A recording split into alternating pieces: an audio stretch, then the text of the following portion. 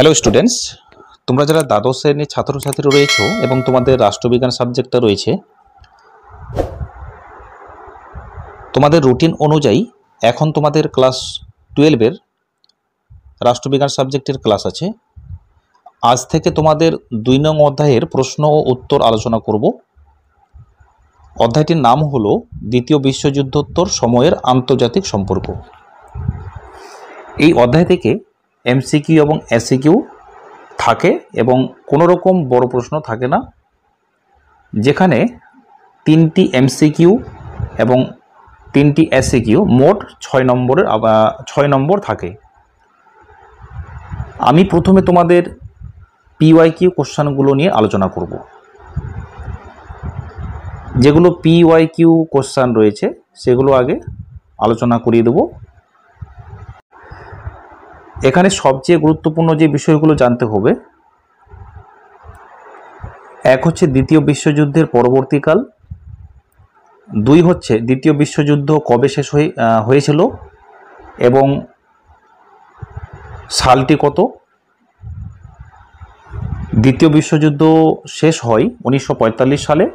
তারপর 1945-এর থেকে আন্তর্জাতিক সম্পর্ক, এটাও পড়তে হবে। অর্থাৎ 1945 সালে দ্বিতীয় বিশ্বযুদ্ধ শেষ হওয়ার একটি গুরুত্বপূর্ণ বিষয় যে ঘটেছিল সেটা হলো ঠান্ডা লড়াই,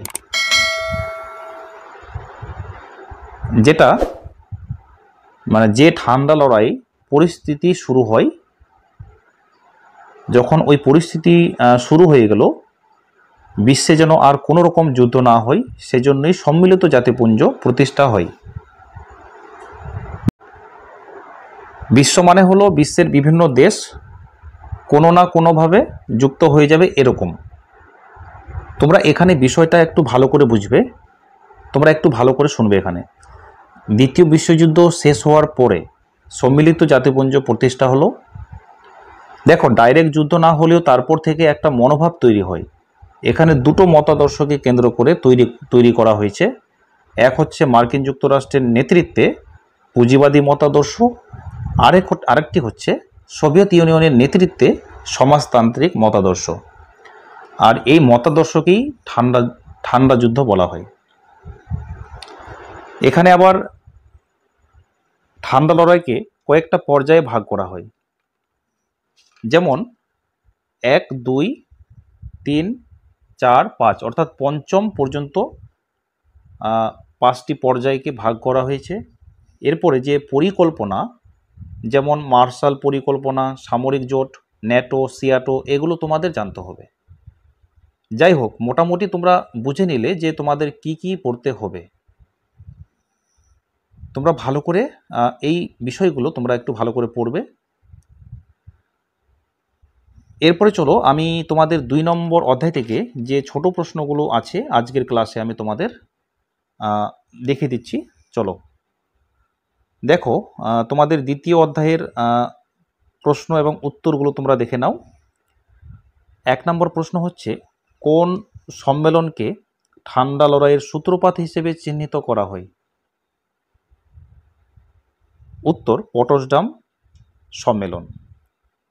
এখানে আরেকটি বিষয় তোমরা লক্ষ্য করবে, 1945 খ্রিস্টাব্দে এই সম্মেলন ঠান্ডা লড়াইয়ের সূত্রপাত হিসেবে চিহ্নিত করা হয়। তোমাদের যদি প্রশ্ন আসে যে ঠান্ডা লড়াইয়ের সূত্রপাত কত সালে চিহ্নিত করা হয়েছিল, তো তোমরা সালটি হচ্ছে তোমরা তো জানোই 1945 খ্রিস্টাব্দে। 2 নম্বর প্রশ্ন, কোন বছর বান্দুং সম্মেলন অনুষ্ঠিত হয়? 1955 খ্রিস্টাব্দে এই সম্মেলন অনুষ্ঠিত হয়েছিল। কোন সম্মেলন অনুষ্ঠিত হয়েছিল? বান্দুং সম্মেলন। নেক্সট প্রশ্ন, NAM এর পুরো কথাটি হলো, NAM এর পুরো কথাটি হলো নর্থ অ্যালাইনমেন্ট মুভমেন্ট। পরের প্রশ্ন, জোট নিরপেক্ষ আন্দোলনের 2 জন মুখ্য প্রবক্তার নাম করো। তাহলে 2 জন মুখ্য প্রবক্তা হলেন এখানে, এক হচ্ছে জওহরলাল নেহেরু এবং 2 হচ্ছে মার্শাল টিটো। পরের প্রশ্ন, কিউবার সংকট কবে দেখা যায়? 1962 খ্রিস্টাব্দে কিউবার সংকট দেখা যায়। নেক্সট প্রশ্ন, সুয়েজ সংকট কবে দেখা দেয়? সুয়েজ সংকট দেখা যায় 1956 খ্রিস্টাব্দে। এরপরে প্রশ্ন, দাতাত বলতে কি বোঝো? দেখো, বিষয়টা ভালো করে দেখো, ভালো করে বুঝবে। দাতাত বলতে বোঝানো হয় পারস্পরিক উত্তেজনা হ্রাসের সুপরিকল্পিত নীতিকে, এটাই হচ্ছে দাতাত। নেক্সট প্রশ্ন, G77 বলতে কি বোঝো? দেখো, G77 হলো জোট নিরপেক্ষ দেশগুলোকে নিয়ে গড়ে ওঠা 77টি রাষ্ট্রের গোষ্ঠীকে G77 বলে। অর্থাৎ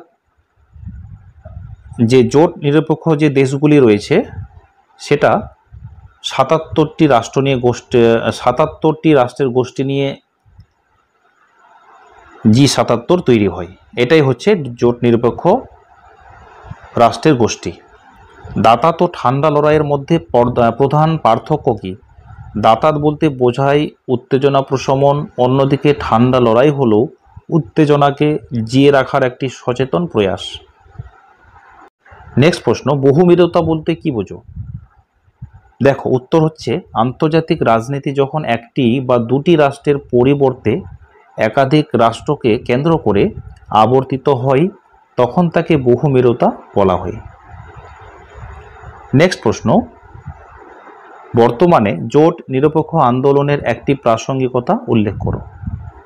উত্তর, তৃতীয় বিশ্বের যে সকল রাষ্ট্রে জনগণের মানবাধিকার লঙ্ঘিত হচ্ছে সেখানে যথাযথভাবে মানবাধিকার রক্ষার ব্যাপারে জোট নিরপেক্ষ দেশগুলির আন্দোলনের প্রাসঙ্গিকতা রয়েছে।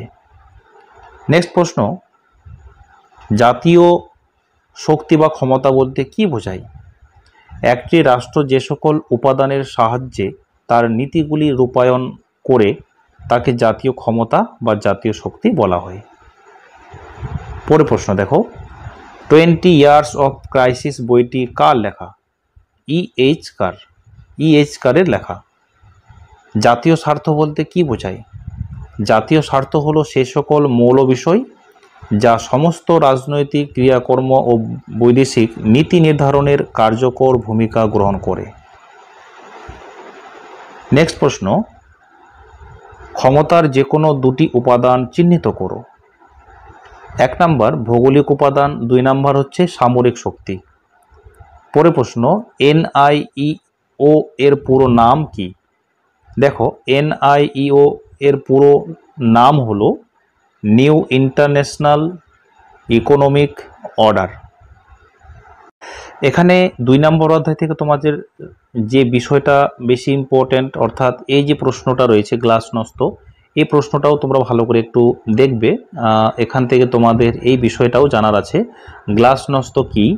রুশ রাষ্ট্রপতি মিখাইল গর্বাচেভ বিগত 80-র দশকে ব্যক্তিকে চিন্তা ও মত প্রকাশের অর্থাৎ সমালোচনা প্রতিবাদ করার জন্য যে অধিকার প্রদান করেন তা গ্লাসনস্ত নামে পরিচিত। পরের প্রশ্ন, জোট নিরপেক্ষ মতাদর্শ কোন ভারতীয় রাষ্ট্রনেতার মস্তিষ্ক প্রসূত? জোট নিরপেক্ষ মতাদর্শ ভারতীয় প্রধানমন্ত্রী জওহরলাল নেহরুর মস্তিষ্ক প্রসূত। নেক্সট প্রশ্ন, তৃতীয় বিশ্বের প্রধান নেতৃত্বকারী দেশ কোনটি? তৃতীয় বিশ্বের প্রধান নেতৃত্বকারী দেশ হলো ভারত। পরের প্রশ্ন, SALT এর পুরো নাম কি? অর্থাৎ সল্টের পুরো কথাটি কি? স্ট্র্যাটেজিক আর্মস লিমিটেশন টক্স।